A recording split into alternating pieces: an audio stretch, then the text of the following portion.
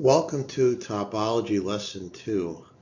In this lesson, I'll give an overview of surfaces. I'll provide a few definitions, some examples, and then I'll conclude the lecture with sort of a challenge concerning a general property that pertains to some surfaces, and I'll actually give the solution to the challenge in the lesson number 3. Let's look at a few definitions of surface. From Wikipedia, a surface is a mathematical model of the common concept of a surface. It is a generalization of a plane, but unlike a plane, it can be curved.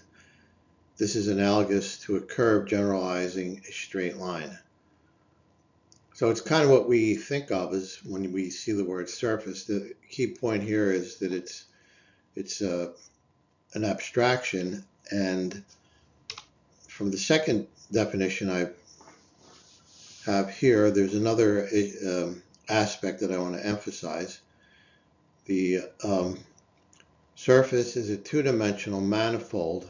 Two-dimensional means that the surface has no thickness. So we can think of the surface of, say, a countertop, but from a mathematical point of view, we're only talking about the top itself with no thickness at all. So that's key. And then the other part, this word manifold, is kind of a fancy word that means that the surface is relatively smooth. Again, I'm speaking generally here. They're trying to avoid the case where you might have a fractal type of surface where it's very coarse and doesn't have derivatives at a lot of points, or all points, in fact. So that's another definition. And by the way, this reference here is from my book, which the electronic version of which I made freely available.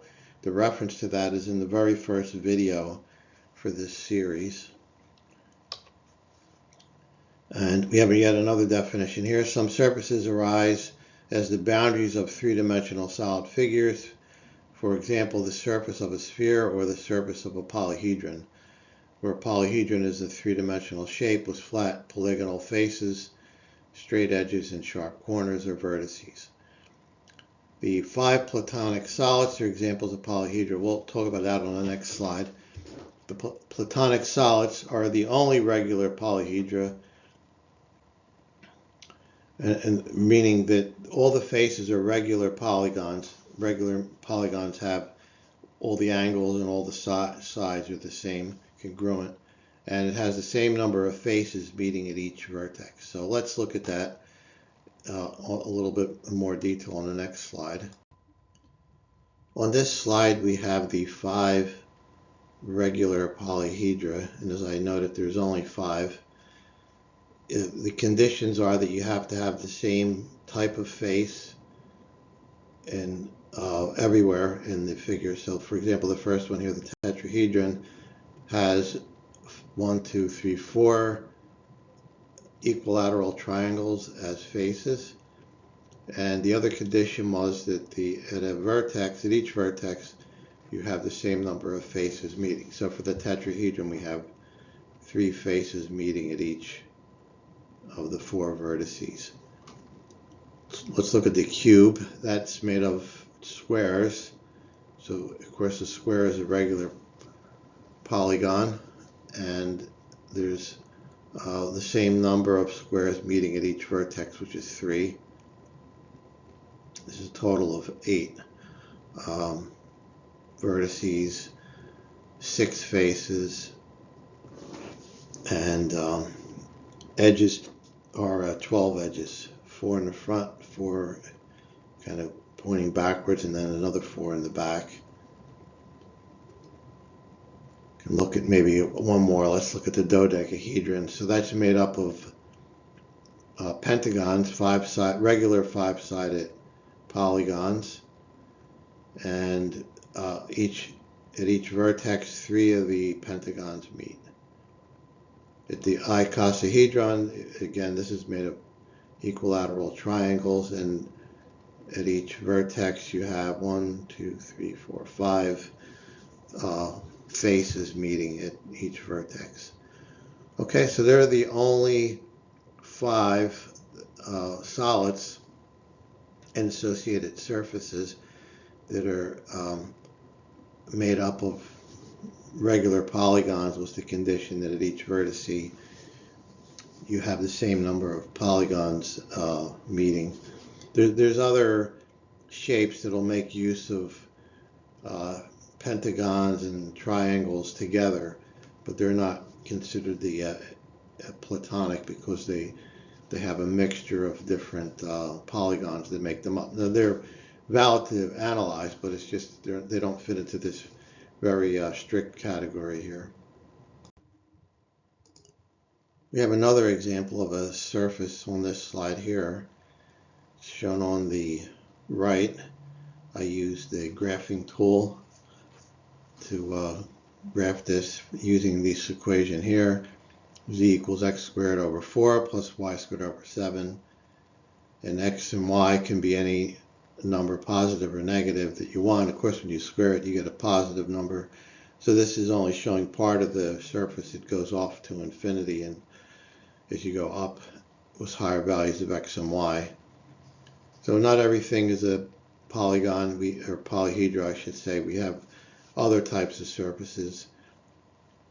Our goal in this first several lessons, going beyond this lesson here, is to classify a particular type of surface, a closed surface, and we'll get to that eventually. And surprisingly, there's a really nice way of classifying these closed surfaces. But again, that's something for a future lesson that we'll cover later on. On this slide, we have an example of a polyhedron that's not regular. You notice we have 2 pentagons in the front and the back, and then the other faces are rectangles. So we have a total of 7 faces, the 2 pentagons, and then the 5 rectangles. And the vertices are 5 here, and then in the back there's another 5, so there's 10. And then the edges are 1, 2, 3, 4, 5 here, 5 in the back, and then you get 1 edge for each one of these rectangles. So that gives us 15. A little bit of history concerning polyhedron. So maybe just first, the polyhedron is single, and polyhedra or polyhedrons is plural. The history of polyhedra dates back millennia. From the Wikipedia article on entitled Polyhedron, they provide the following information, which I'll read off to you. Polyhedra appeared in early architectural forms such as cubes and cuboids, was the earliest 4-sided Egyptian pyramids. We know about the pyramids dating from the 27th century BC. The Moscow mathematical papyrus from approximately 1800 to 1650 BC includes an early written study of polyhedra and their volumes, specifically the volume of a frustrum. The mathematics of the old Babylonian Empire from roughly the time period of the Moscow papyrus also included calculations of the volumes of cuboids and calculations of the height of such a shape needed to attain a given volume.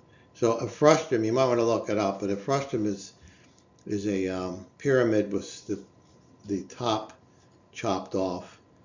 So apparently they knew about these a long time ago and had formulas for their volume. The Etruscans preceded the Greeks in their awareness of at least some of the regular polyhedra, as evidenced by the discovery of an Etruscan dodecahedron. Remember, that was one of the 5 platonic solids, made of soapstone on Monte Lofa. Its faces were marked with different designs, suggesting to some scholars that it may have been used as a gaming die. So they had gambling even back then. Given the long history of polyhedra, it is surprising, at least to me, that a very fundamental relationship between the number of faces, edges, and vertices went undiscovered until the 16th century AD. And rather than just give you the result, I'm going to give you some hints on the next slide, and then I'll leave it as sort of an open problem for you to look at. And then in lesson 3, I'll give you the solution. And hopefully you'll figure it out before then, but we'll go ahead in this manner and kind of just posing it as a problem first. Okay, so here's the problem I mentioned on the last slide. Let's look at a few of these. We have the tetrahedron, so that has 1, 2, 3, 4 vertices. And the edges are 3 here and then 3 on the bottom, so that's 6. Then 4 faces. The cube has 8 vertices, 4 top, 4 on the bottom, 12 edges, 1, 2, 3, 4, 4 kind of here, and then 4 in the back, it's 12, and then 6 faces. Let's skip over to the pentagonal prism. We counted those, you remember, on the previous couple of slides ago, and we got this number here, these numbers here I should say. The other ones, let's do another one at least. The octahedron is a vertex on the top and the bottom, and then 4 around the middle, so that's 6. The edges, you have 1, 2, 3, 4, then 1, 2, 3, 4, 1, 2, 3, 4, so that's 12. And then you got 4 faces on the top and 4 on the bottom, so that's 8. Should we do one more? It's getting a bit tedious. We won't do the icosahedron. Let's do the dodecahedron. So you can see on the front in the with the solid lines, let's do the faces first. There's 1, 2, 3, 4, 5, 6, and then there's 6 in the back. So there's 12 faces. How about edges? Edges are 30, so it makes it a little bit hard to count because they share edges, but you have 5 in the front, then another 5 here, these going kind of back into the page, that's 10. Then you got another 1, 2, 3, 4. These look like straight lines, but there's actually 2 here, so that gives us another 10. And then you can actually see there's another 10 in the back, so that's a total of 30 edges. And then I won't bore you with the vertices, but there's 20 vertices if you look at this, stare at it long enough. The only caution is here, these which look like straight lines, is actually 1, 2 lines. Remember, these are each pentagons. So here's the problem. There's a relationship, as I said on the last slide, that went unnoticed for a very long time, given that folks knew about these solids for millennia, but they didn't know this relationship until about 400 years ago, 400 or 500 years ago. And I'll give you some clues here. The relationship is linear, so it's some constant times the number of vertices plus a constant times the number of edges plus a constant times the number of faces equals some constant. And that's regardless, as long it's any of these and plus any other polyhedra would have this, would satisfy the same formula. The constants don't need to be positive. They could be negative. Some of them could be negative. Some of them can be positive numbers. And